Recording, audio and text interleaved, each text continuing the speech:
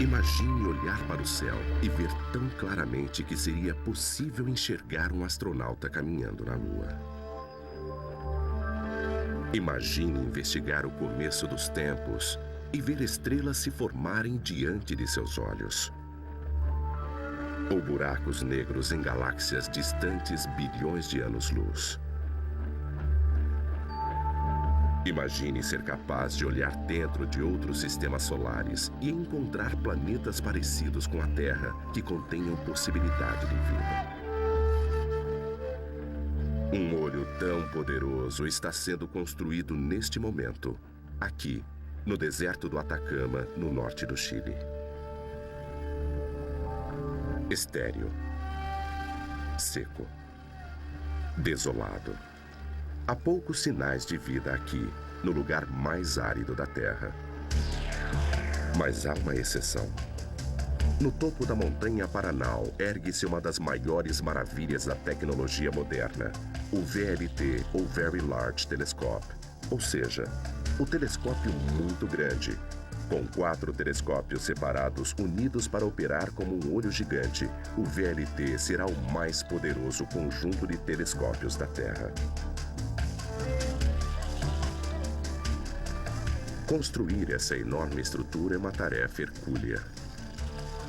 Quando estiver totalmente em operação no ano de 2005, terá exigido os esforços coordenados de mais de 200 cientistas e engenheiros. Terá custado quase $500 milhão e terá levado quase 20 anos desde sua concepção até sua conclusão. A mais poderosa ferramenta para desvendar os maiores segredos do cosmos. E será nossa janela para o universo. Paranal.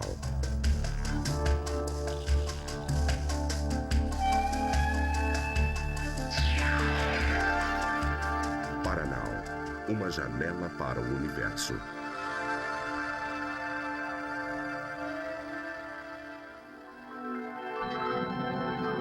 Desde tempos imemoriais vimos olhando para os céus, imaginando de onde viemos e como o nosso mundo começou. Civilizações antigas que estudaram os céus milhares de anos atrás construíram observatórios para seguir o movimento das estrelas. Entretanto, não era possível observar o espaço em profundidade. Sem telescópios, nossos ancestrais, incluindo os antigos índios que viveram no deserto do Atacama, no Chile, tinham uma visão diferente do cosmos. Seus céus, antes tranquilos, estáticos, foram substituídos por um universo dinâmico e violento, estendendo-se por mais de 10 bilhões de anos-luz. Modernos telescópios terrestres como Keck no Havaí e aqueles em órbita no espaço como Hubble estenderam os limites de nossa galáxia ao inimaginável. Esses telescópios nos trazem formações de estrelas energéticas e as explosões cósmicas de supernovas. Eles nos mostraram buracos negros 3 bilhões de vezes mais volumosos do que o Sol e capturaram luz do limite extremo do nosso universo. Mas apesar das descobertas espantosas que esses telescópios fizeram, as perguntas que atormentavam nossos ancestrais por milhares de anos ainda permanecem. De onde viemos? Como tudo começou? É a fascinação da astronomia, naturalmente, a curiosidade de saber como o universo começou, como evoluiu, como se transformou do Big Bang ao universo como conhecemos agora, que é uma das coisas mais interessantes e mais fascinantes da astronomia.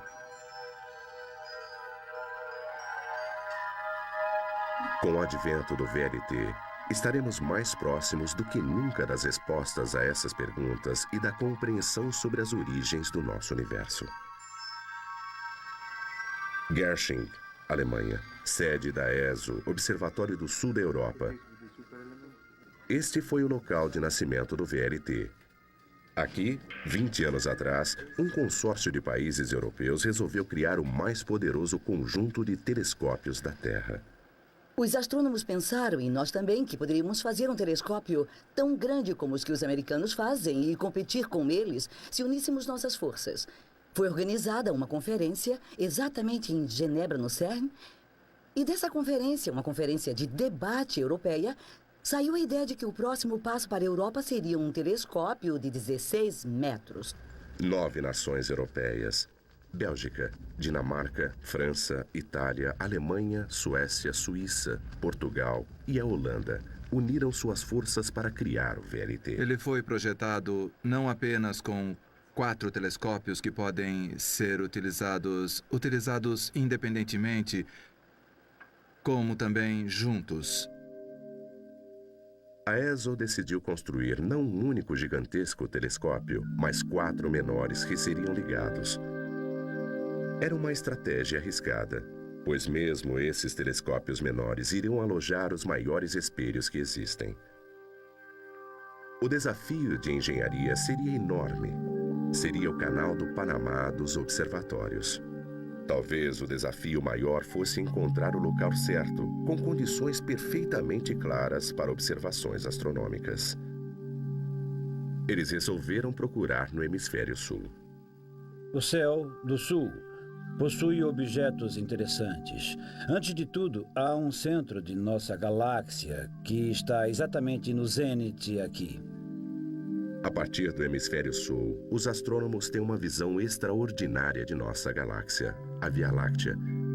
E somente do sul eles conseguem ver 2 galáxias próximas, muito parecidas com a nossa, chamadas de Pequena e Grande Nuvens de Magalhães. Foram necessários 7 anos de procura e extensos testes de local até 1990, quando o local finalmente foi escolhido. Aqui, no norte do Chile, no meio do deserto do Atacama, existe uma montanha chamada Paranal. O Pico Paranal será a sede do VLT. O Chile tem um dos melhores céus astronômicos do mundo. Há regiões como esta do deserto de Atacama. É um deserto que é muito árido e por isso tem poucas nuvens e a umidade que vem do leste não passa. Estamos protegidos pelos Andes.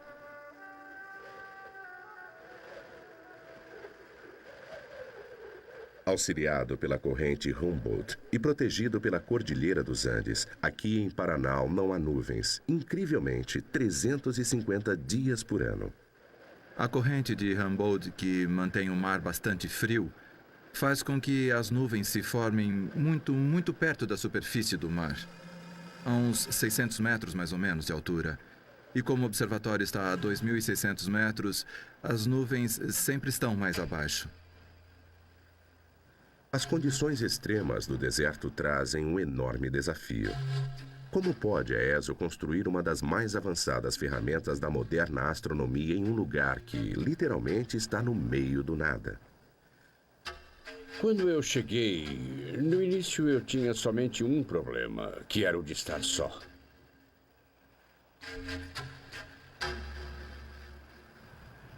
Depois chegaram as primeiras empresas para trabalhar aqui, mineiros, para trabalhar na montanha.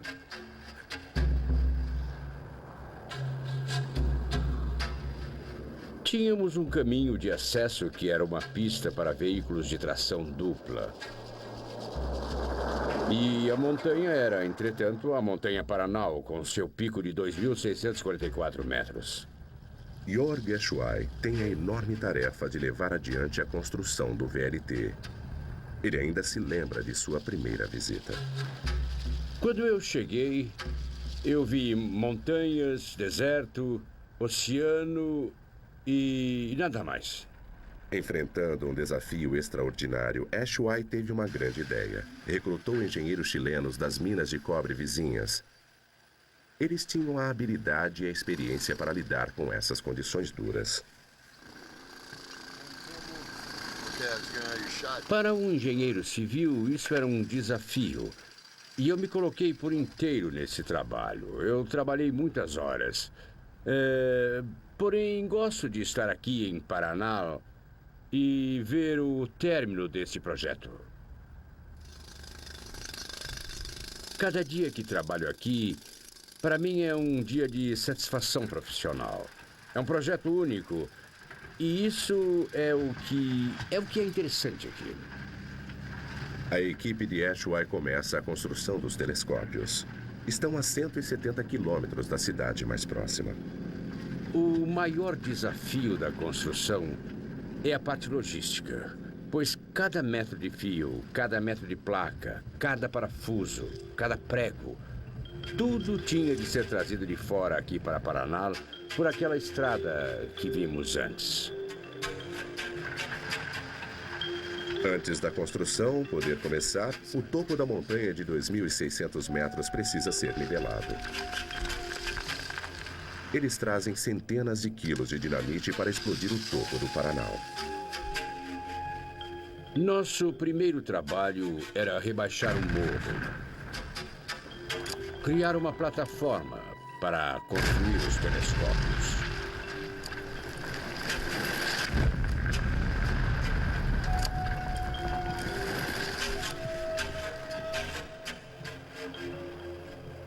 Este era o primeiro trabalho.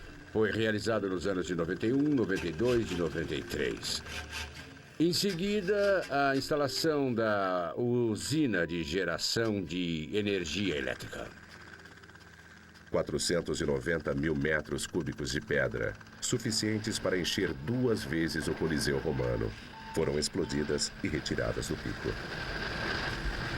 Com a plataforma nivelada, os engenheiros começaram a construção dos alicerces que iriam receber os 4 telescópios.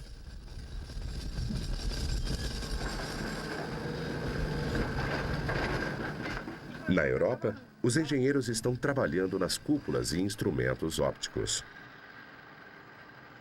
O trabalho de assegurar que as peças se encaixem perfeitamente cabe a Peter Gray.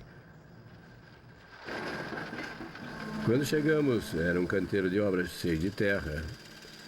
Muita poeira, ventos fortes, já são condições de trabalho bastante difíceis. Para construir alguma coisa comum, como uma refinaria de petróleo ou coisa assim, mas construir uma estrutura de precisão em um canteiro de obras é muito difícil mesmo. Mas a poeira e os ventos não são nada comparados à tentativa de coordenar a engenharia de precisão de mais de 13 mil quilômetros de distância, pois um simples erro pode danificar um componente de $1 milhão. Mas a metade do tempo eu não conseguia sequer uma linha para falar com alguém e nós não tínhamos telefone e afinal acabamos comprando um telefone via satélite. Eu ficava lá fora, ligado ao sistema e assim falava diretamente via satélite com a Europa a um custo enorme. Construir o VLT será como juntar as peças do quebra-cabeças mais complicado e dispendioso do mundo. Cúpulas, espelhos e equipamentos ainda não inventados, tudo terá que se encaixar perfeitamente. Temos de mover uma grande máquina como um telescópio de 400 ou 500 toneladas, com toda a precisão de um décimo de segundo. E temos de apontar essa máquina para o céu com grande precisão, localizar as estrelas e ter tudo funcionando. Os delicados componentes do telescópio estão sendo fabricados na Europa e nos Estados Unidos. Depois de 10 anos de preparação no Chile, o local está agora basicamente pronto. Mas a parte mais difícil ainda está por vir: transportar e juntar todas as partes que nos darão uma janela para o universo em um dos mais longínquos lugares da Terra.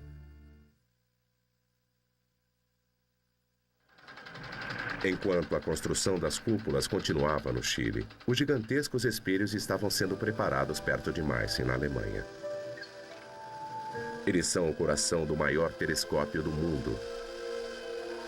Com quase 10 metros de diâmetro, pesando mais de 20 toneladas, eles são as maiores e mais perfeitas peças de vidro já criadas. Para dar forma ao espelho, 45 toneladas de vidro cerâmico derretido são derramadas em um molde rotativo. É a rotação desse molde que vai criar a curvatura precisa. Em seguida, ele é colocado em uma fornalha especial onde vagarosamente durante 3 meses é resfriado até a temperatura ambiente. Durante outros 9 meses, um lento processo de esmerilhação modela e dá acabamento a esse espelho de 22 toneladas. Em seguida, é na oficina da Rosk, perto de Paris, que o espelho passa por um polimento meticuloso. Será preciso mais de 1 ano para polir esses 50 metros quadrados até a perfeição. E quando pronto, o espelho estará tão liso, tão preciso, que se ampliado ao tamanho de Paris, a mais alta colina teria apenas 1 milímetro de altura. E há ainda outra característica singular. Um espelho clássico teria uma proporção entre seu tamanho e sua espessura que em nossos espelhos teria de ter mais de 1 metro de espessura, quando tem apenas 11 centímetros. Os espelhos primários do VLT funcionarão como enormes lentes de contato. Sendo finos e flexíveis, cada espelho poderá se curvar para manter o foco perfeito. É um avanço em projeto de telescópios chamado de óptica ativa. Com o auxílio de mais de 150 pistões motorizados em sua parte inferior, o espelho se tornará ajustável. Sua flexibilidade permitirá que ele mantenha o foco perfeito em qualquer objeto celeste. O espelho primário do telescópio é muito fino e pode mudar a sua forma. E através da ótica ativa, o que se consegue fazer é que o espelho mantenha sua forma ideal em qualquer direção para onde o telescópio esteja apontando. Para preservar os finos espelhos de condições adversas, os engenheiros da ESO projetaram cúpulas de proteção. Hoje eles estão fazendo testes em túneis de vento em formas singulares que deverão proteger o telescópio de rajadas de ventos gelados de 170 km por hora. As cúpulas são apenas uma peça desse intrincado quebra-cabeças.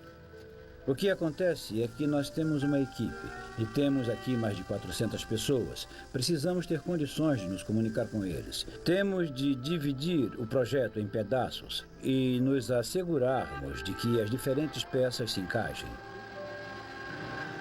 O último dos 4 gigantescos espelhos foi polido à perfeição. Se tudo correr bem, logo irá se juntar aos outros no alto da montanha Paraná.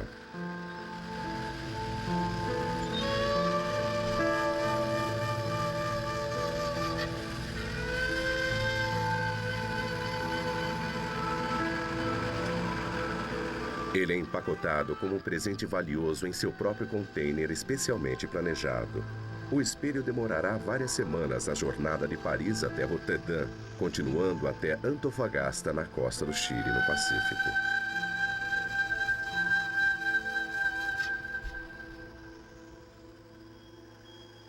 Enquanto o espelho segue para Paranal, os engenheiros no Chile preparam o 4º e último telescópio. Em distante isolamento, eles trabalham dia e noite para que tudo fique pronto para a chegada do espelho.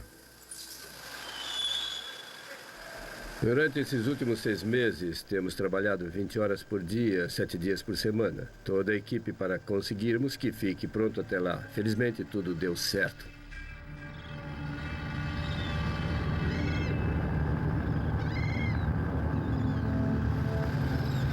Enquanto o cargueiro cruza o notoriamente difícil Oceano Atlântico, o capitão Buckner precisa cuidadosamente evitar tempestades, ventos e ondas que podem destruir o frágil espelho em um instante. A parte mais difícil da viagem foi encontrar a rota no Atlântico Norte sem ondas, sem tempestade e sem mar agitado. O espelho estava bem protegido, mas o capitão se preocupava que pudesse ser danificado se o navio balançasse muito forte. Por isso, ele escolheu a rota mais segura. Depois de 1 mês e 13 mil quilômetros, o navio chegou sem problemas na costa do Chile.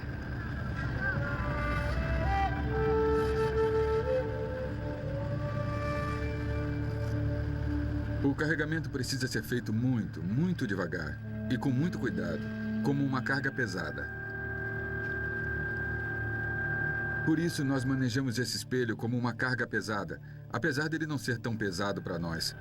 Temos 2 guindastes com capacidade para levantar 150 toneladas. O espelho tem apenas 42 toneladas.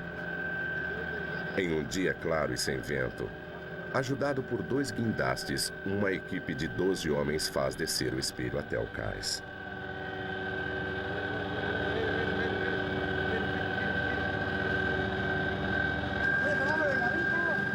O movimento em falso e 3 anos de trabalho estariam perdidos.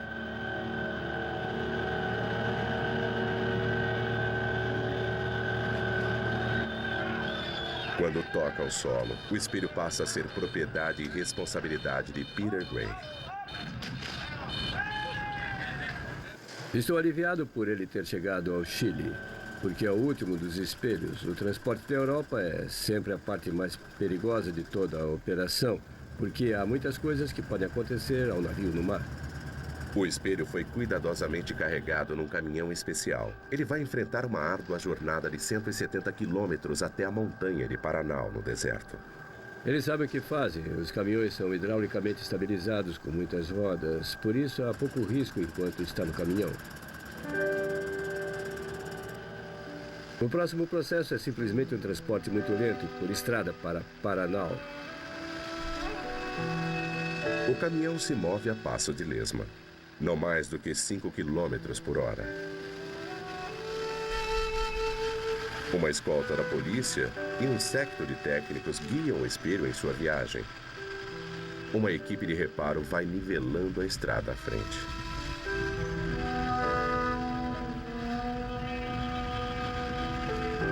A empresa que faz o transporte, na verdade, contratará várias máquinas niveladoras que irão à frente do caminhão pela estrada, nivelando o caminho gradativamente.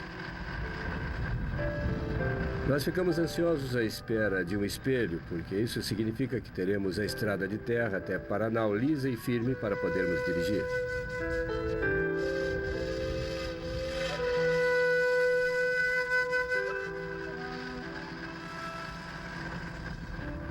Depois de 2 dias, o espelho finalmente chega à base da montanha, a 3 quilômetros do topo. Enquanto ficar temporariamente guardado neste hangar, irá receber uma fina camada de alumínio reflexivo.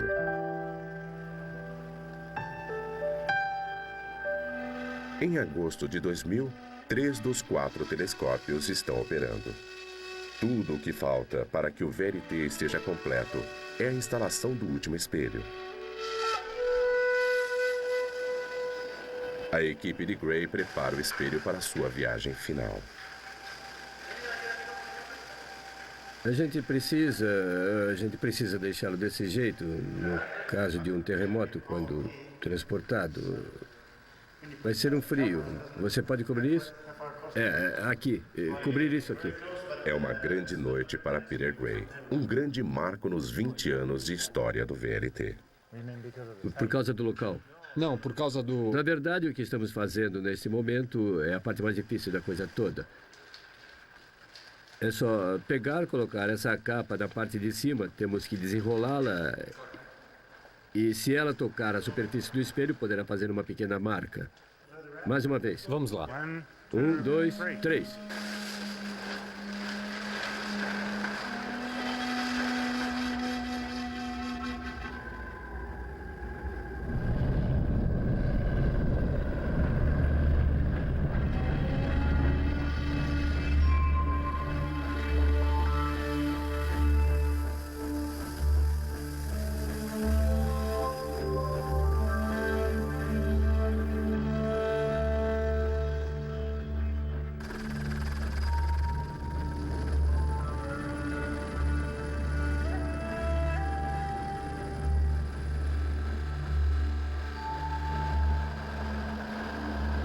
Uma vez pronto para a instalação, eles começam a levá-lo montanha acima.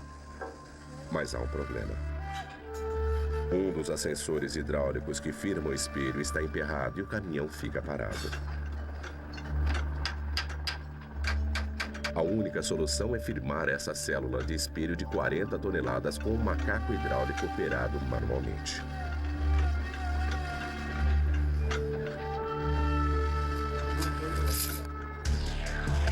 Quando está finalmente nivelado, o caminhão inicia novamente sua lenta subida pela montanha. Levará mais de 1 hora para fazer essa viagem final de 3 quilômetros. Peter Gray está preocupado que a transmissão do caminhão quebre ou que os freios falhem. Mas até agora, ele só tenta manter a viagem o mais tranquila possível. Não há margem para erros. Descobrimos que há uma certa frequência natural de balanço para todo o reboque e a uma determinada velocidade, as pequenas oscilações da estrada agravam isso. Com os ventos da montanha se aproximando dos 100 km por hora, Peter Gray teme que a capa de proteção possa se soltar.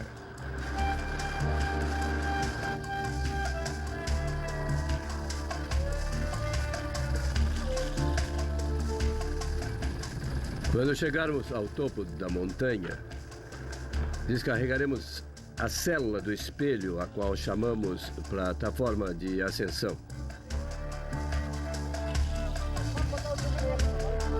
É como um grande elevador de garagem, que sobe do nível do solo até 6 metros acima do solo.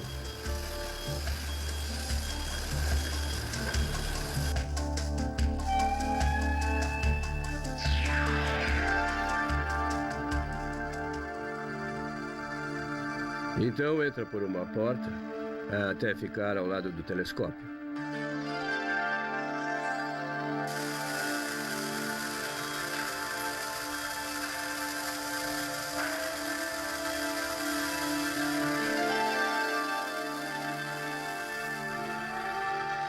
Na teoria, o espelho deve se encaixar perfeitamente. É levantado por macacos hidráulicos e nós direcionamos alguns dos pinos para fixá-los no telescópio. Quando está adequadamente acoplado, nós os prendemos. Em apenas 3 horas, a célula do espelho de 40 toneladas está alinhada e fixada no telescópio. O nosso olho para o universo, o maior conjunto de telescópios da história do homem, está quase completo. Estamos fazendo tudo para que esse telescópio esteja em condições perfeitas. Isso faz com que nós, que trabalhamos nisso, tenhamos um espírito de equipe, de cooperação, para fazer com que seja um dos melhores observatórios do mundo.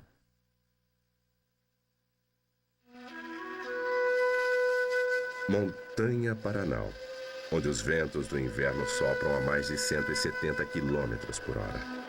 As condições climáticas são sempre as mesmas, sempre ensolarado, céu azul, mas o vento pode vir e estamos sempre com frio.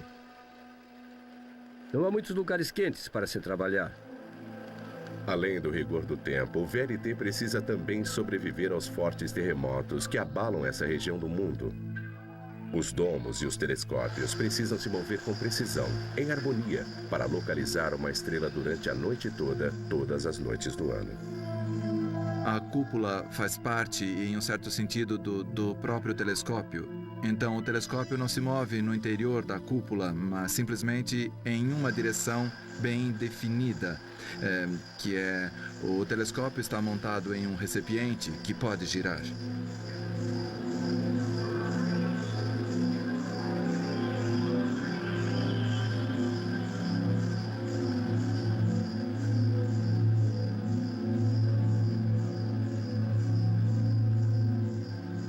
As cúpulas são fundamentais na eficácia dos telescópios.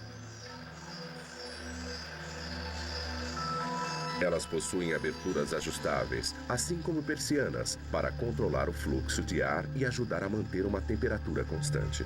Com esse tipo de cúpula, podemos deixar o vento entrar no telescópio e limpar o espelho de todas as bolhas de ar quente que podem se formar sobre o espelho e que são a causa da perda de nitidez das imagens quando passam pela atmosfera.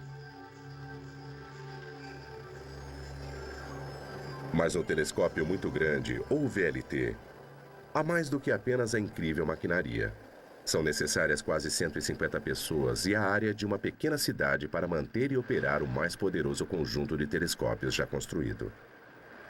Estamos no meio do nada, assim, a única forma de trazer todos os nossos víveres e Tudo o que precisamos é por caminhão. Assim, trazemos tudo, todo o combustível para os geradores, toda a água, todos os alimentos. No começo, pensei que estava louca. A primeira impressão que tive foi de que estava louca. Eu não sei como uma pessoa pode fazer algo assim. Depois fiquei um pouco assustada. Porque o projeto é um projeto enorme, tudo é enorme neste projeto. Temos o maior telescópio, os tanques de água são enormes, tudo era tão grande que me assustei um pouco. Mas o projeto era um desafio. Victoria Browning é o equivalente ao prefeito de uma pequena cidade. Ela precisa fornecer combustível, alimento e alojamento. Ela precisa manter os depósitos com provisões e peças sobressalentes. Bem fora a logística, que tem a ver com a situação do local, há o problema do próprio pessoal, ou seja, criar-se um ambiente que faça com que as pessoas estejam dispostas a trabalhar, que estejam satisfeitas sobre todos os aspectos básicos, que é onde dormem, onde comem e quando dormem e quando comem, ou seja, todos esses aspectos que são detalhes, mas que fazem uma pessoa se sentir feliz. A pessoa terá de compartilhar quase tudo com seus colegas. Vai tomar o café da manhã, almoçar com eles, vai jantar com eles, depois irá ao cinema. Temos uma sala de projeções pequena, irá ao cinema com as mesmas pessoas. É preciso que sejam pessoas com capacidade de adaptação muito integradas.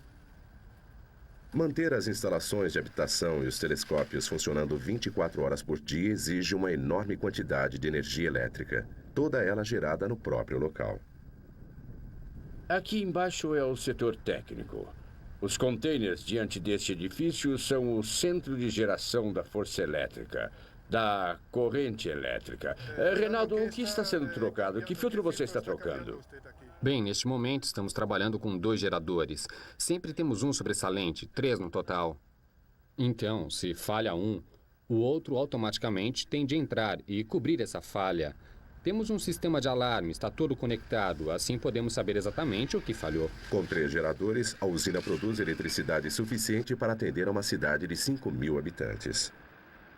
Energia suficiente para alimentar os motores, os equipamentos de refrigeração e os poderosos computadores que operam os 4 telescópios. Os túneis transportam toda a energia elétrica a todos os circuitos elétricos principais dentro de cada telescópio para sua futura distribuição, ou seja, sua contínua distribuição. Esses túneis têm o propósito de transportar dutos de líquido frio que se usa para o ar-condicionado nas cúpulas dos telescópios, desde a sala de máquinas da usina, no edifício de controle, até os diferentes telescópios. Os telescópios são instrumentos de precisão. Mas para fazê-los funcionar perfeitamente é preciso planejamento e coordenação extraordinários, dado seu enorme tamanho. A estrutura branca que vem ali, a célula do espelho, só ela pesa 20 toneladas. O espelho nela apoiado pesa outras 20 toneladas. Então, juntos, são 40 toneladas. O espelho mede 8,2 metros de diâmetro. A célula tem 10 metros de ponta a ponta. Para movimentar o telescópio, é preciso movimentar um peso de 450 toneladas. É como movimentar um jato de passageiros totalmente cheio. E o outro problema, claro, com uma estrutura desse tamanho é fazer com que se mova suavemente, sem muita fricção. E é muito simples. Há uma enorme superfície plana de metal e uma placa como um pé, e o óleo de alta pressão é bombeado dentro do pé. E ele levanta o pé da placa de metal com uma quantidade de óleo muito pequena, só para fazê-lo flutuar. Agora estamos na plataforma azimuth do telescópio.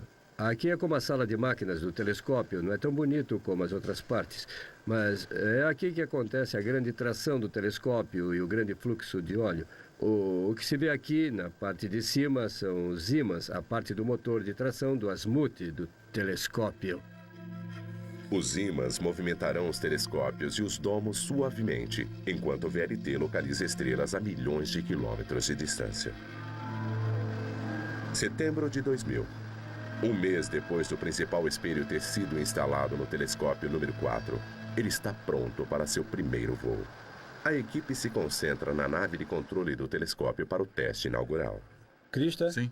Sua sistematização está funcionando porque, apesar do vento forte, a Sim. imagem está bem nítida. Está excelente. Este é um teste importante para Katerine Cesarski, diretora-geral da ESO que veio da Alemanha. O motivo é que nós colocamos o orientador rápido. Eles apontam o telescópio para a constelação nebulosa planetária REM 2-428, distante uns 8.000 anos-luz. Depois de 3 horas de ajustamento preciso, eles conseguem esta imagem. O telescópio número 4 captou sua primeira estrela. Agora temos de ajustar ainda melhor, mas esta já está aqui. Estamos prontos para colocar os 4 telescópios juntos e fazer nosso grande interferômetro. Acho que com essa máquina nós entraremos no domínio do nunca antes visto, principalmente com a interferometria. Ele irá nos permitir um enorme passo na pesquisa de planetas ao redor de estrelas próximas. A equipe saiu da gelada e espremida cabine do telescópio para a sala de controle. Aqui, os cientistas estão ansiosos para comunicar seu sucesso à sede da ESO na Alemanha.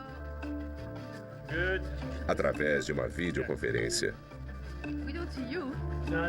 este é o início de uma nova era. O VLT, uma nova visão do universo. 4 gigantescos telescópios, o maior conjunto já construído, logo trará um enfoque exato dos mistérios de nosso universo. Pronto? Muito bem, pronto, vai! Trabalhamos com pessoas que são dedicadas ao projeto e elas apreciam isso. O trabalho duro, o trabalho intenso. É um grande prazer trabalhar com vocês. Muito obrigado, muito obrigado. O VLT. 4 telescópios. Cada um é, singularmente, o maior telescópio em existência. Mas sua verdadeira força virá quando todos os 4 estiverem acoplados para usar um avanço tecnológico chamado interferometria. Com a interferometria, a luz captada dos 4 telescópios em separado é encaminhada a um local, criando o equivalente a um único e gigantesco telescópio óptico com uma resolução maior do que a de qualquer outro já construído. Com sua tecnologia avançada, o VLT será 70.000 vezes mais sensível que o primeiro telescópio construído 4 séculos atrás por Galileu. O VLT levará os astrônomos aos confins do universo visível e os ajudará a detectar planetas específicos girando ao redor de estrelas diferentes. Em interferometria, o que se faz é interferir na luz, aproveitando a natureza ondulante da luz, que provoca a interferência um pouco como o que acontece quando jogamos 2 pedras em um lago e as ondas interferem entre si, criando áreas de picos ou de vales. Somente em 2005 será possível colocar em funcionamento os complicados hardwares e softwares que irão unir os 4 telescópios, mas os cientistas já estão clamando pelo uso do VLT. O astrônomo chileno Luiz Barreira foi selecionado para estudar tênues objetos celestes perto de Netuno. Como astrônomo chileno, uma das coisas mais importantes é que o céu que temos neste lugar é espetacular. É uma janela que temos para o universo. Com certeza, porque é uma coisa bem diferente. Com o tempo do telescópio sendo disputado, ele é um dos felizes pretendentes a estudar em Paraná. Aqui temos de postular, como qualquer astrônomo, certo? E somos selecionados junto com os projetos para poder trabalhar aqui. O tempo de observação para ficar em Paraná depende do escopo e do peso do projeto. Outros astrônomos estão aqui para estudar uma série de fenômenos, desde a formação de estrelas e planetas até o Big Bang. Eles esperam que o VLT venha a revolucionar nossa visão do cosmos, exatamente como os telescópios anteriores fizeram uma geração atrás.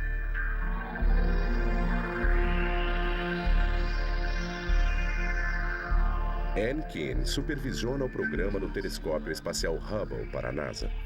15 anos atrás, ninguém teria condições de falar a respeito de uma galáxia a 5 bilhões de anos-luz de distância.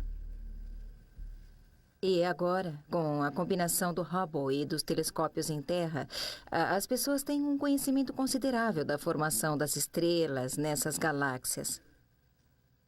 O telescópio espacial Hubble é talvez o telescópio mais famoso. Lançado em 1990, ele orbita a 600 quilômetros acima da Terra e fornece uma visão dos céus livre de interferência atmosférica. Mas por estar localizado no espaço, sua manutenção é dispendiosa e as missões de conserto são perigosas.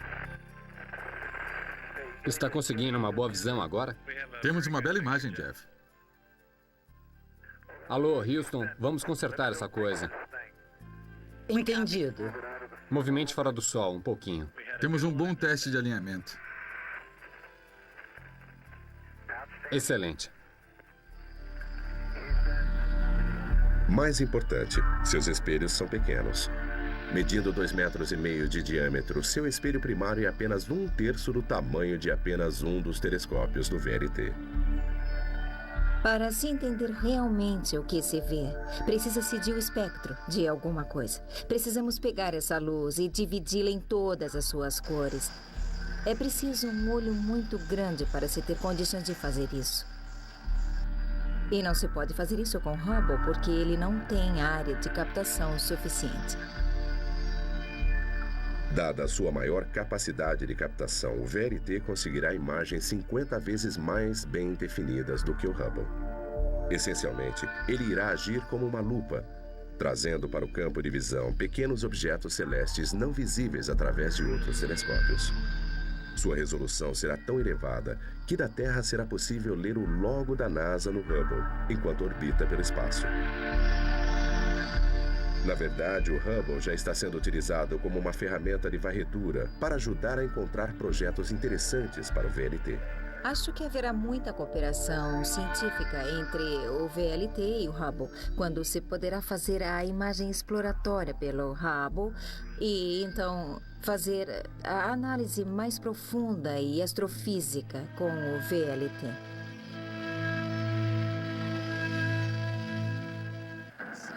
Nós estamos observando estrelas específicas em agrupamentos globais. Os agrupamentos globais são os mais antigos membros de nossa galáxia. Gianpaolo Piotto é um astrônomo da Itália.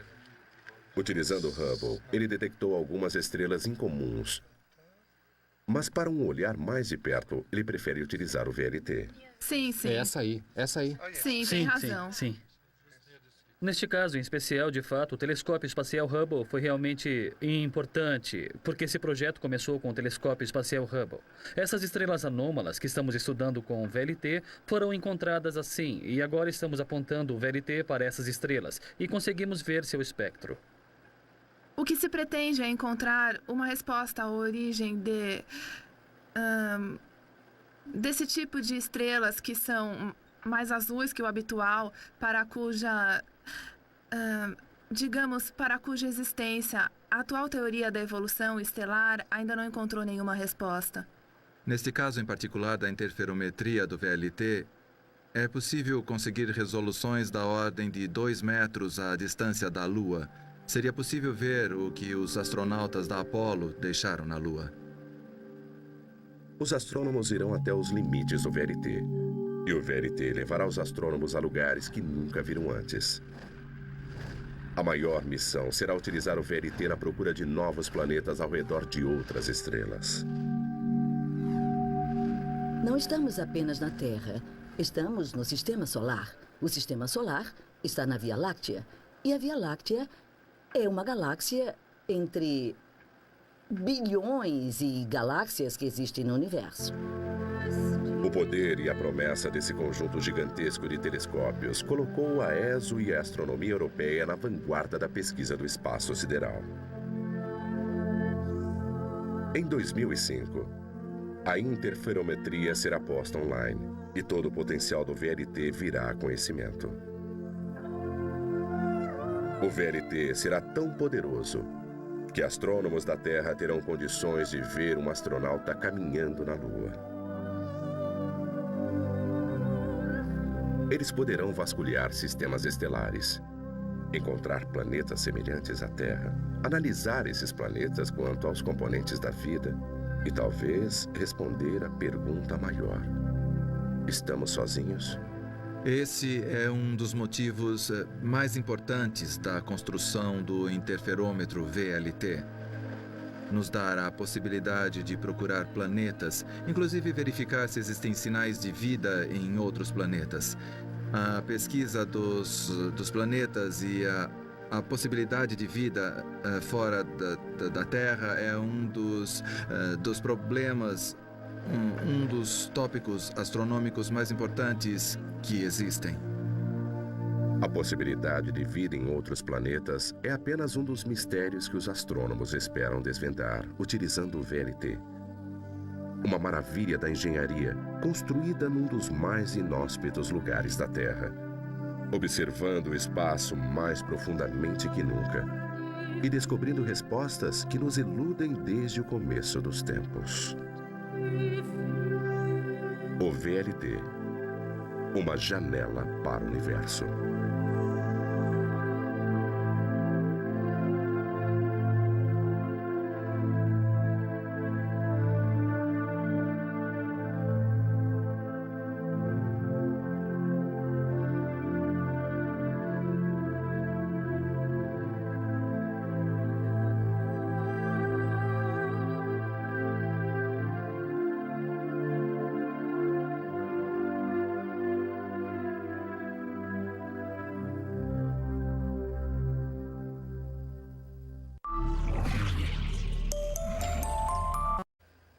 As condições extremas do deserto trazem um enorme desafio. Como pode a ESO construir uma das mais avançadas ferramentas da moderna astronomia em um lugar que, literalmente, está no meio do nada? Quando eu cheguei, no início eu tinha somente um problema, que era o de estar só.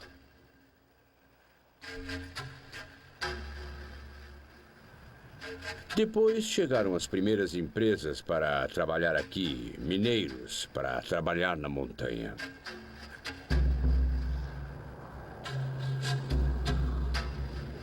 Tínhamos um caminho de acesso que era uma pista para veículos de tração dupla. E a montanha era, entretanto, a Montanha Paranal, com seu pico de 2.644 metros. Jorg Eschwey tem a enorme tarefa de levar adiante a construção do VLT. Ele ainda se lembra de sua primeira visita. Quando eu cheguei, eu vi montanhas, deserto, oceano e nada mais. Enfrentando um desafio extraordinário, Eschwey teve uma grande ideia. Recrutou engenheiros chilenos das minas de cobre vizinhas. Eles tinham a habilidade e a experiência para lidar com essas condições duras. Para um engenheiro civil, isso era um desafio. E eu me coloquei por inteiro nesse trabalho. Eu trabalhei muitas horas. Porém, gosto de estar aqui em Paraná e ver o término desse projeto. Cada dia que trabalho aqui, para mim é um dia de satisfação profissional. É um projeto único. E isso é o que é interessante aqui. A equipe de Eschwey começa a construção dos telescópios. Estão a 170 quilômetros da cidade mais próxima. O maior desafio da construção é a parte logística, pois cada metro de fio, cada metro de placa, cada parafuso, cada prego, tudo tinha de ser trazido de fora aqui para Paraná por aquela estrada que vimos antes. Antes da construção poder começar, o topo da montanha de 2.600 metros precisa ser nivelado. Eles trazem centenas de quilos de dinamite para explodir o topo do Paraná. Nosso primeiro trabalho era rebaixar um morro. Criar uma plataforma para construir os telescópios.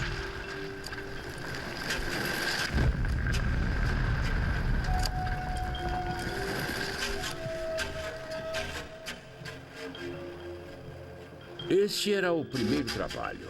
Foi realizado nos anos de 91, 92 e 93. Em seguida, a instalação da usina de geração de energia elétrica.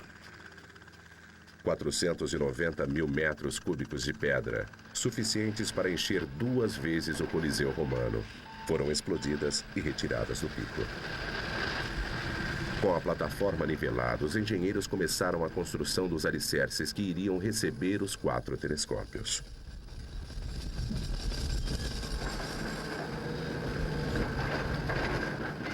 Na Europa, os engenheiros estão trabalhando nas cúpulas e instrumentos ópticos. O trabalho de assegurar que as peças se encaixem perfeitamente cabe a Peter Gray. Quando chegamos, era um canteiro de obras cheio de terra. Muita poeira, ventos fortes, já são condições de trabalho bastante difíceis. Para construir alguma coisa comum, como uma refinaria de petróleo ou coisa assim, mas construir uma estrutura de precisão em um canteiro de obras é muito difícil mesmo. Mas a poeira e os ventos não são nada comparados à tentativa de coordenar a engenharia de precisão de mais de 13 mil quilômetros de distância, pois um simples erro pode danificar um componente de $1 milhão. Mas a metade do tempo eu não conseguia sequer uma linha para falar com alguém e nós não tínhamos telefone e afinal acabamos comprando um telefone via satélite. Eu ficava lá fora, ligado ao sistema e assim falava diretamente via satélite com a Europa a um custo enorme. Construir o VLT será como juntar as peças do quebra-cabeças mais complicado e dispendioso do mundo. Cúpulas, espelhos e equipamentos ainda não inventados, tudo terá que se encaixar perfeitamente. Temos de mover uma grande máquina como um telescópio de 400 ou 500 toneladas, com toda a precisão de um décimo de segundo. E temos de apontar essa máquina para o céu com grande precisão, localizar as estrelas e ter tudo funcionando. Os delicados componentes do telescópio estão sendo fabricados na Europa e nos Estados Unidos. Depois de 10 anos de preparação no Chile, o local está agora basicamente pronto. Mas a parte mais difícil ainda está por vir. Transportar e juntar todas as partes que nos darão uma janela para o universo em um dos mais longínquos lugares da Terra.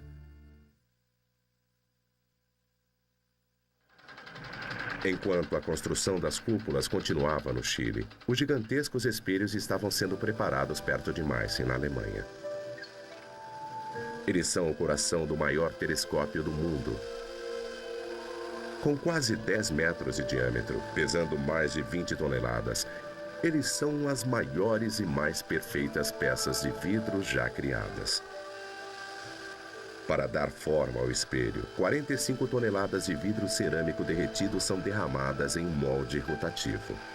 É a rotação desse molde que vai criar a curvatura precisa. Em seguida, ele é colocado em uma fornalha especial onde vagarosamente durante 3 meses é resfriado até a temperatura ambiente. Durante outros 9 meses, um lento processo de esmerilhação modela e dá acabamento a esse espelho de 22 toneladas. Em seguida, é na oficina da Rosque, perto de Paris, que o espelho passa por um polimento meticuloso. Será preciso mais de 1 ano para polir esses 50 metros quadrados até a perfeição. E quando pronto, o espelho estará tão liso, tão preciso, que se ampliado ao tamanho de Paris, a mais alta colina teria apenas 1 milímetro de altura. E há ainda outra característica singular. Um espelho clássico teria uma proporção entre seu tamanho e sua espessura que em nossos espelhos teria de ter mais de 1 metro de espessura, quando tem apenas 11 centímetros. Os espelhos primários do VLT funcionarão como enormes lentes de contato. Sendo finos e flexíveis, cada espelho poderá se curvar para manter o foco perfeito. É um avanço em projeto de telescópios chamado de óptica ativa. Com o auxílio de mais de 150 pistões motorizados em sua parte inferior, o espelho se tornará ajustável. Sua flexibilidade permitirá que ele mantenha o foco perfeito em qualquer objeto celeste. O espelho primário do telescópio é muito fino e pode mudar a sua forma. E através da ótica ativa, o que se consegue fazer é que o espelho mantenha sua forma ideal em qualquer direção para onde o telescópio esteja apontando. Para preservar os finos espelhos de condições adversas, os engenheiros da ESO projetaram cúpulas de proteção. Hoje, eles estão fazendo testes em túneis de vento em formas singulares que deverão proteger o telescópio de rajadas de ventos gelados de 170 km por hora. As cúpulas são apenas uma peça desse intrincado quebra-cabeças. O que acontece é que nós temos uma equipe e temos aqui mais de 400 pessoas. Precisamos ter condições de nos comunicar com eles. Temos de dividir o projeto em pedaços e nos assegurarmos de que as diferentes peças se encaixem. O último dos 4 gigantescos espelhos foi polido à perfeição. Se tudo correr bem, logo irá se juntar aos outros no alto da montanha Paraná.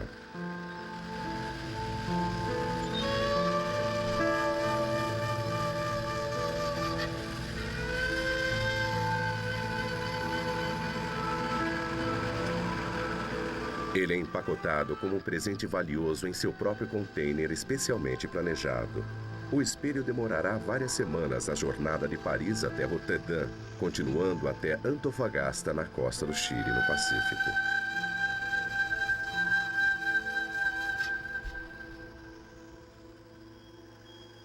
Enquanto o espelho segue para Paraná, os engenheiros no Chile preparam o 4º e último telescópio. Em distante isolamento, eles trabalham dia e noite para que tudo fique pronto para a chegada do espelho. Durante esses últimos 6 meses, temos trabalhado 20 horas por dia, 7 dias por semana. Toda a equipe para conseguirmos que fique pronto até lá. Felizmente, tudo deu certo.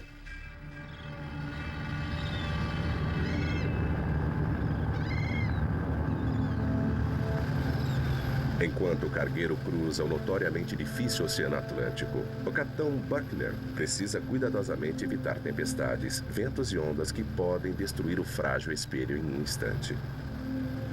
A parte mais difícil da viagem foi encontrar a rota no Atlântico Norte sem ondas, sem tempestade e sem mar agitado. O espelho estava bem protegido, mas o capitão se preocupava que pudesse ser danificado se o navio balançasse muito forte. Por isso, ele escolheu a rota mais segura. Depois de 1 mês e 13 mil quilômetros, o navio chegou sem problemas na costa do Chile.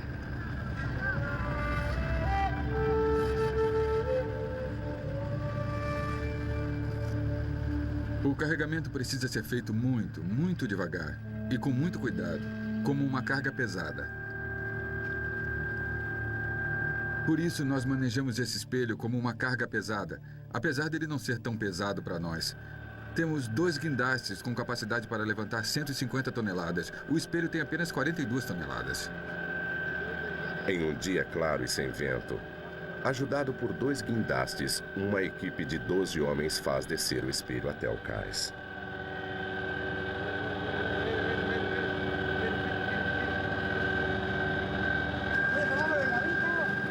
Um movimento em falso e 3 anos de trabalho estariam perdidos.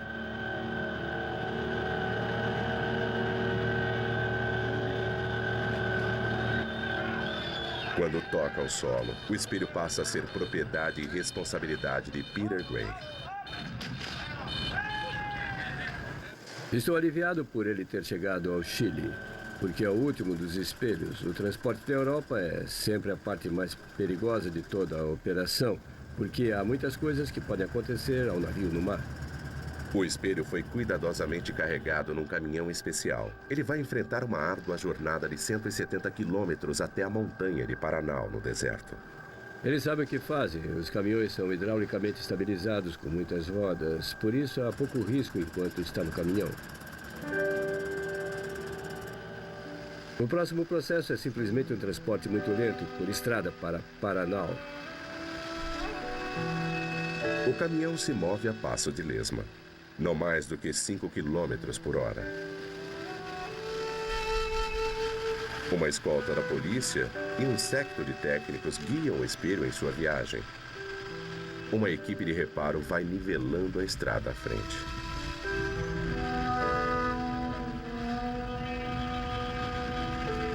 A empresa que faz o transporte, na verdade, contratará várias máquinas niveladoras que irão à frente do caminhão pela estrada, nivelando o caminho gradativamente. Nós ficamos ansiosos à espera de um espelho, porque isso significa que teremos a estrada de terra até Paranal lisa e firme para podermos dirigir.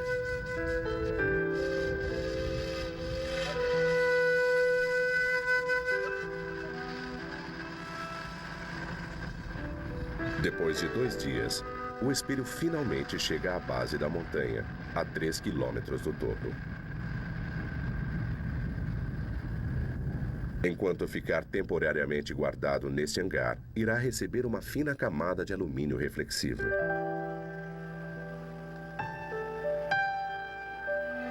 Em agosto de 2000, 3 dos 4 telescópios estão operando.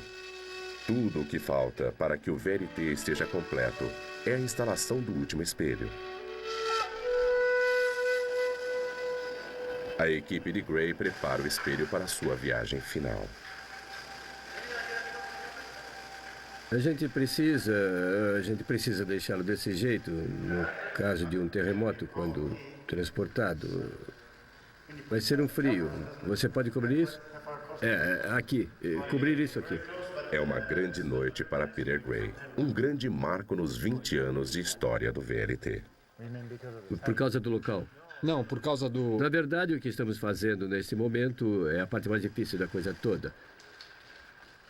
É só pegar, colocar essa capa na parte de cima, temos que desenrolá-la. E se ela tocar a superfície do espelho, poderá fazer uma pequena marca. Mais uma vez. Vamos lá. 1, 2, 3.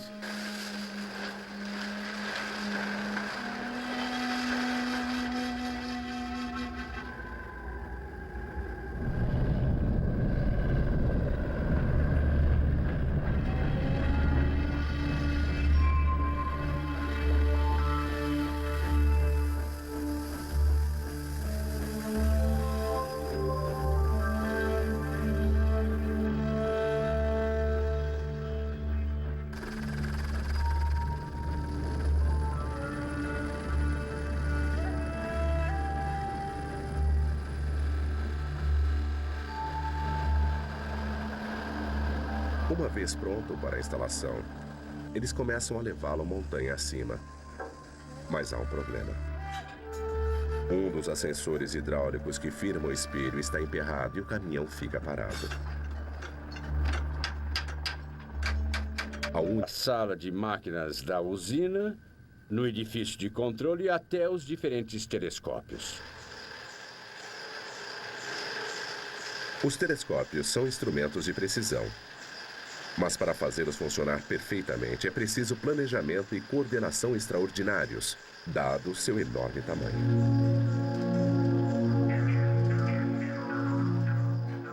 A estrutura branca que vem ali, a célula do espelho, só ela pesa 20 toneladas. O espelho nela apoiado pesa outras 20 toneladas. Então, juntos, são 40 toneladas. O espelho mede 8,2 metros de diâmetro. A célula tem 10 metros de ponta a ponta.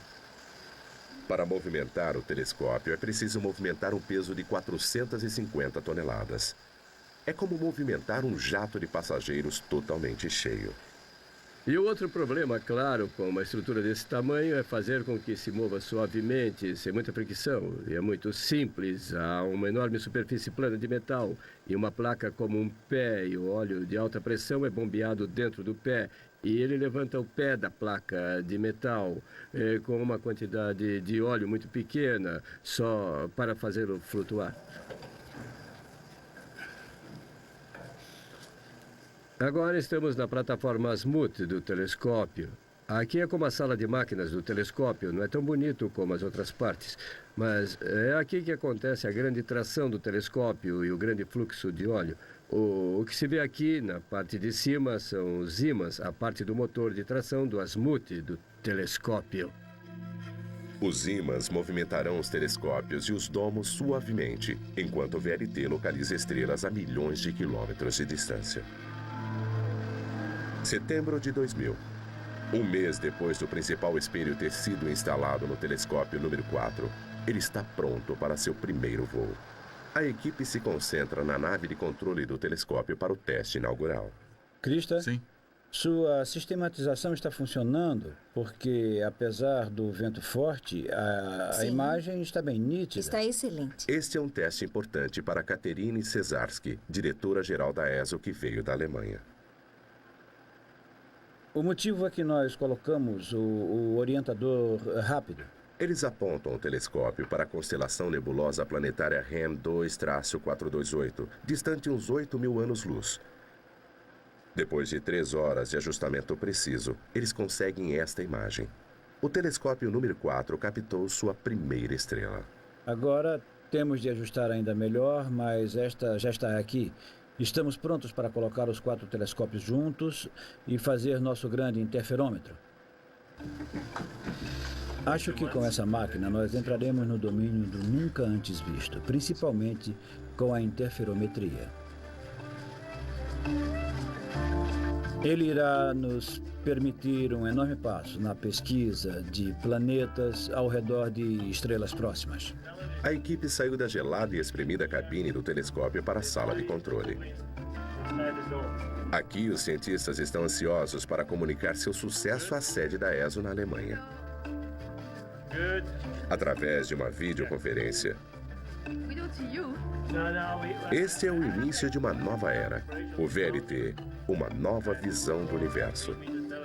4 gigantescos telescópios, o maior conjunto já construído, logo trará um enfoque exato dos mistérios de nosso universo. Pronto? Muito bem, pronto, vai! Trabalhamos com pessoas que são dedicadas ao projeto e elas apreciam isso. O trabalho duro, o trabalho intenso. É um grande prazer trabalhar com vocês. Muito obrigado, muito obrigado. O VLT. 4 telescópios. Cada um é, singularmente, o maior telescópio em existência. Mas sua verdadeira força virá quando todos os 4 estiverem acoplados para usar um avanço tecnológico chamado interferometria. Com a interferometria, a luz captada dos 4 telescópios em separado é encaminhada a um local, criando o equivalente a um único e gigantesco telescópio óptico com uma resolução maior do que a de qualquer outro já construído. Com sua tecnologia avançada, o VLT será 70.000 vezes mais sensível que o primeiro telescópio construído 4 séculos atrás por Galileu. O VLT levará os astrônomos aos confins do universo visível e os ajudará a detectar planetas específicos girando ao redor de estrelas diferentes. Em interferometria, o que se faz é interferir na luz, aproveitando a natureza ondulante da luz, que provoca a interferência um pouco como o que acontece quando jogamos 2 pedras em um lago e as ondas interferem entre si, criando áreas de picos ou de vales.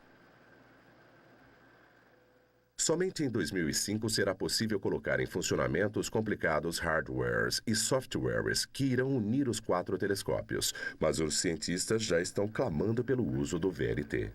O astrônomo chileno Luiz Barreira foi selecionado para estudar tênues objetos celestes perto de Netuno. Como astrônomo chileno, uma das coisas mais importantes é que o céu que temos neste lugar é espetacular. É uma janela que temos para o universo. Com certeza, porque é uma coisa bem diferente. Com o tempo do telescópio sendo disputado, ele é um dos felizes pretendentes a estudar em Paraná. Aqui temos de postular, como qualquer astrônomo, certo? E somos selecionados junto com os projetos para poder trabalhar aqui. O tempo de observação para ficar em Paranal depende do escopo e do peso do projeto. Outros astrônomos estão aqui para estudar uma série de fenômenos, desde a formação de estrelas e planetas até o Big Bang. Eles esperam que o VLT venha a revolucionar nossa visão do cosmos, exatamente como os telescópios anteriores fizeram uma geração atrás.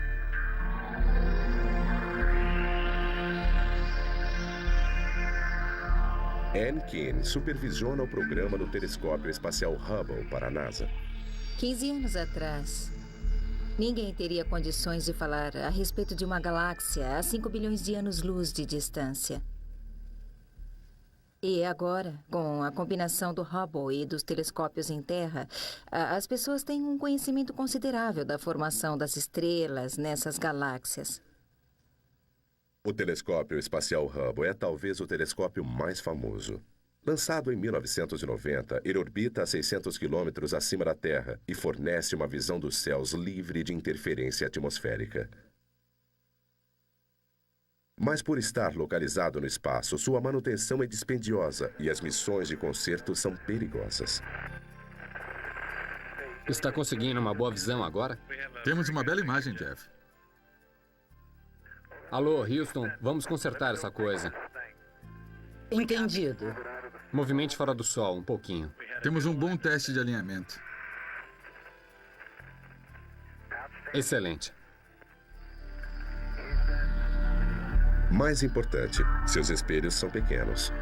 Medindo 2,5 metros de diâmetro, seu espelho primário é apenas 1/3 do tamanho de a única solução é firmar essa célula de espelho de 40 toneladas com um macaco hidráulico operado manualmente.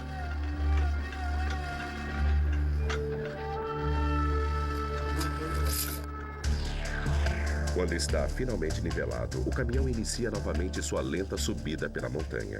Levará mais de 1 hora para fazer essa viagem final de 3 quilômetros. Peter Gray está preocupado que a transmissão do caminhão quebre ou que os freios falhem. Mas até agora, ele só tenta manter a viagem o mais tranquila possível. Não há margem para erros. Descobrimos que há uma certa frequência natural de balanço para todo o reboque e a uma determinada velocidade. As pequenas oscilações da estrada agravam isso. Com os ventos da montanha se aproximando dos 100 km por hora, Peter Gray teme que a capa de proteção possa se soltar.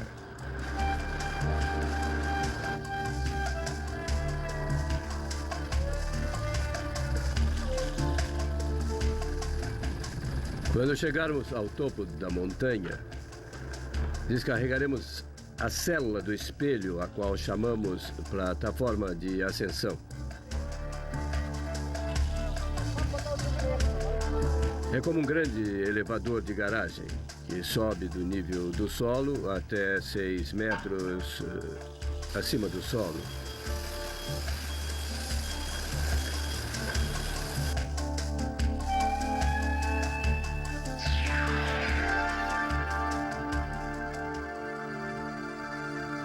Então entra por uma porta até ficar ao lado do telescópio.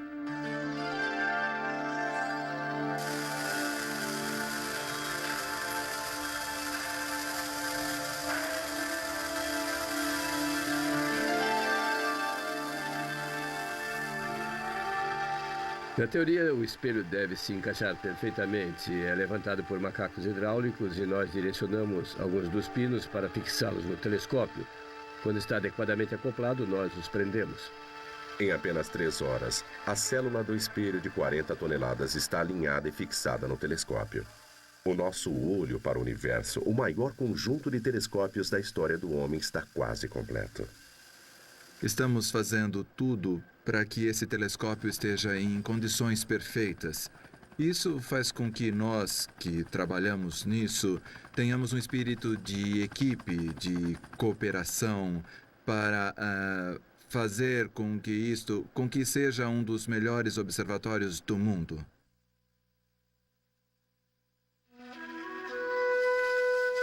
Montanha Paranal, onde os ventos do inverno sopram a mais de 170 km por hora. As condições climáticas são sempre as mesmas, sempre ensolarado, céu azul, mas o vento pode vir e estamos sempre com frio. Não há muitos lugares quentes para se trabalhar. Além do rigor do tempo, o VLT precisa também sobreviver aos fortes terremotos que abalam essa região do mundo. Os domos e os telescópios precisam se mover com precisão, em harmonia, para localizar uma estrela durante a noite toda, todas as noites do ano. A cúpula faz parte, em um certo sentido, do próprio telescópio. Então, o telescópio não se move no interior da cúpula, mas simplesmente em uma direção bem definida, que é o telescópio está montado em um recipiente que pode girar.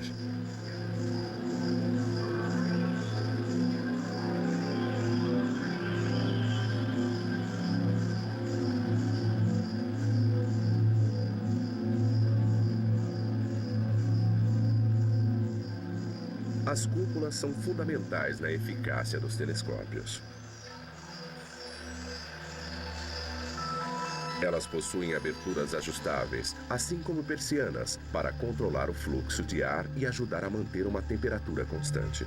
Com esse tipo de cúpula, podemos deixar o vento entrar no telescópio e limpar o espelho de todas as bolhas de ar quente que podem se formar sobre o espelho e que são a causa da perda de nitidez das imagens quando passam pela atmosfera. Mas um telescópio muito grande, ou VLT, há mais do que apenas a incrível maquinaria. São necessárias quase 150 pessoas e a área de uma pequena cidade para manter e operar o mais poderoso conjunto de telescópios já construído. Estamos no meio do nada, assim, a única forma de trazer todos os nossos víveres e tudo o que precisamos é por caminhão. Assim, trazemos tudo, todo o combustível para os geradores, toda a água, todos os alimentos. No começo pensei que estava louca. A primeira impressão que tive foi de que estava louca. Eu não sei como uma pessoa pode fazer algo assim. Depois fiquei um pouco assustada. Porque o projeto é um projeto enorme. Tudo é enorme neste projeto. Temos o maior telescópio. Os tanques de água são enormes. Tudo era tão grande que me assustei um pouco. Mas o projeto era um desafio. Victoria Browning é o equivalente ao prefeito de uma pequena cidade. Ela precisa fornecer combustível, alimento e alojamento. Ela precisa manter os depósitos com provisões e peças sobressalentes. Bem fora a logística, que tem a ver com a situação do local, há o problema do próprio pessoal, ou seja, criar-se um ambiente que faça com que as pessoas estejam dispostas a trabalhar, que estejam satisfeitas sobre todos os aspectos básicos, que é onde dormem, onde comem e quando dormem e quando comem, ou seja, todos esses aspectos que são detalhes, mas que fazem uma pessoa se sentir feliz. A pessoa terá de compartilhar quase tudo com seus colegas. Vai tomar o café da manhã, almoçar com eles, vai jantar com eles, depois irá ao cinema. Temos uma sala de projeções pequena, irá ao cinema com as mesmas pessoas. É preciso que sejam pessoas com capacidade de adaptação muito integradas. Manter as instalações de habitação e os telescópios funcionando 24 horas por dia exige uma enorme quantidade de energia elétrica, toda ela gerada no próprio local. Aqui embaixo é o setor técnico. Os containers diante deste edifício são o centro de geração da força elétrica, da corrente elétrica. Reinaldo, o que está sendo trocado? Que filtro você está trocando? Bem, neste momento estamos trabalhando com 2 geradores. Sempre temos um sobressalente, 3 no total. Então, se falha um, o outro automaticamente tem de entrar e cobrir essa falha. Temos um sistema de alarme, está todo conectado, assim podemos saber exatamente o que falhou. Com 3 geradores, a usina produz eletricidade suficiente para atender a uma cidade de 5.000 habitantes. Energia suficiente para alimentar os motores, os equipamentos de refrigeração e os poderosos computadores que operam os 4 telescópios.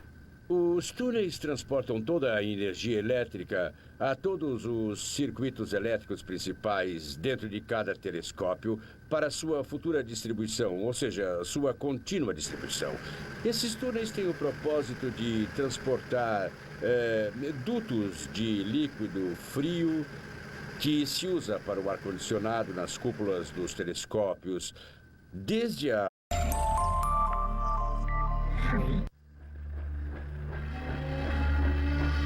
Imagine olhar para o céu e ver tão claramente que seria possível enxergar um astronauta caminhando na Lua. Imagine investigar o começo dos tempos e ver estrelas se formarem diante de seus olhos.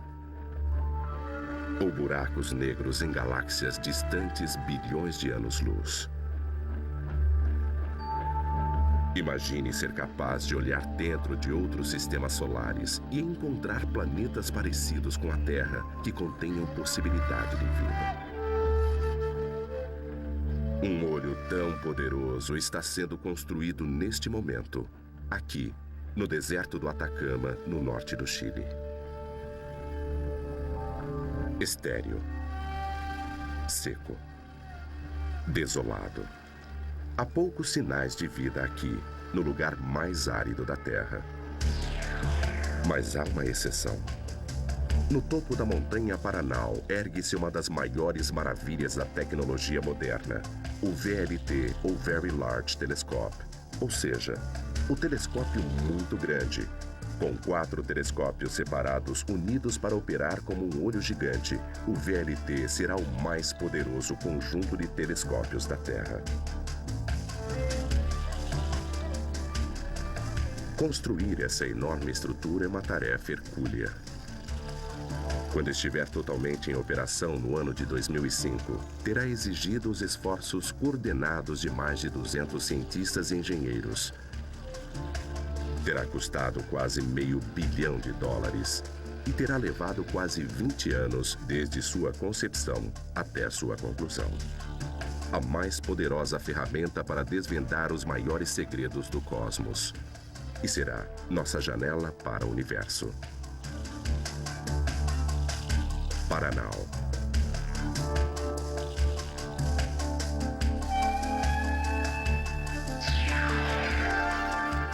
Paranal, uma janela para o universo.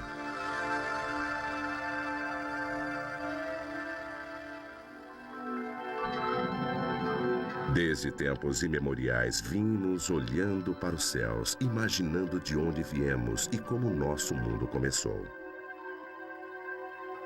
Civilizações antigas que estudaram os céus milhares de anos atrás construíram observatórios para seguir o movimento das estrelas. Entretanto, não era possível observar o espaço em profundidade. Sem telescópios, nossos ancestrais, incluindo os antigos índios que viveram no deserto do Atacama, no Chile, tinham uma visão diferente do cosmos.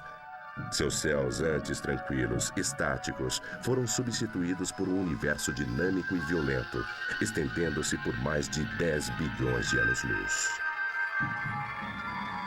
Modernos telescópios terrestres como o Keck no Havaí e aqueles em órbita no espaço como Hubble estenderam os limites de nossa galáxia ao inimaginável. Esses telescópios nos trazem formações de estrelas energéticas e as explosões cósmicas de supernovas. Eles nos mostraram buracos negros 3 bilhões de vezes mais volumosos do que o Sol e capturaram luz do limite extremo do nosso universo.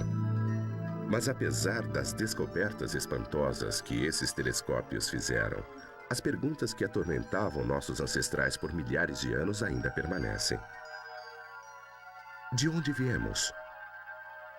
Como tudo começou? É a fascinação da astronomia, naturalmente, a curiosidade de saber como o universo começou, como evoluiu, como se transformou do Big Bang ao universo como conhecemos agora, que é uma das coisas mais interessantes e mais fascinantes da astronomia.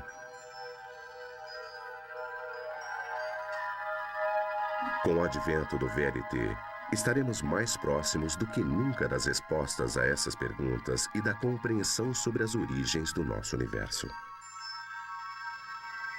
Garching, Alemanha, sede da ESO, Observatório do Sul da Europa. Este foi o local de nascimento do VLT. Aqui, 20 anos atrás, um consórcio de países europeus resolveu criar o mais poderoso conjunto de telescópios da Terra. Os astrônomos pensaram, e nós também, que poderíamos fazer um telescópio tão grande como os que os americanos fazem e competir com eles se uníssemos nossas forças. Foi organizada uma conferência exatamente em Genebra, no CERN, e dessa conferência, uma conferência de debate europeia, saiu a ideia de que o próximo passo para a Europa seria um telescópio de 16 metros. 9 nações europeias: Bélgica, Dinamarca, França, Itália, Alemanha, Suécia, Suíça, Portugal e a Holanda uniram suas forças para criar o VLT. Ele foi projetado não apenas com 4 telescópios que podem ser utilizados independentemente, como também juntos. A ESO decidiu construir não um único gigantesco telescópio, mas 4 menores que seriam ligados. Era uma estratégia arriscada, pois mesmo esses telescópios menores iriam alojar os maiores espelhos que existem. O desafio de engenharia seria enorme. Seria o canal do Panamá dos observatórios. Talvez o desafio maior fosse encontrar o local certo, com condições perfeitamente claras para observações astronômicas. Eles resolveram procurar no hemisfério sul. O céu do sul possui objetos interessantes. Antes de tudo, há um centro de nossa galáxia que está exatamente no zênite aqui.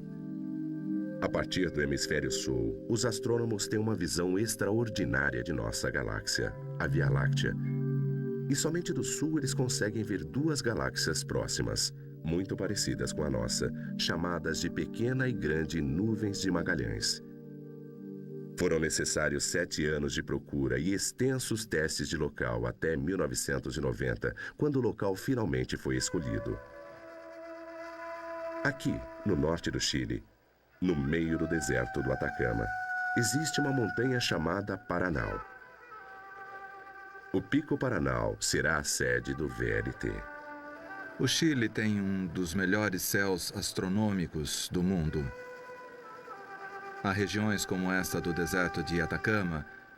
É um deserto que é muito árido e, por isso, tem poucas nuvens e a umidade que vem do leste não passa. Estamos protegidos pelos Andes.